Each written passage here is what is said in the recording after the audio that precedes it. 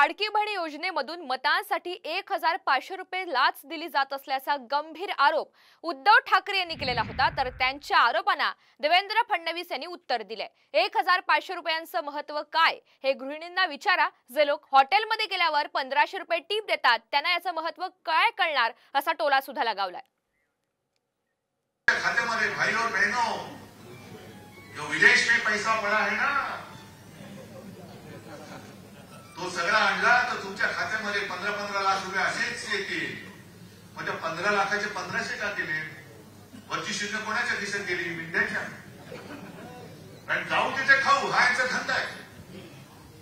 महिन्याला 1,500 रुपयाचं महत्त्व काय आहे हे आमच्या गृहिणींना विचारा, तर त्यांना समजतं। पण जे लोक हॉटेलमध्ये जाऊन 1,500 रुपयाची टिप देतात त्यांना याचं महत्त्व कधीच समजू शकत नाही। पण आमच्या बहिणींनाही हे लक्षात आलेलं आहे, हे सावत्र भाऊ आहेत, हे कधीच आपल्याकडे लक्ष देऊ शकत नाही।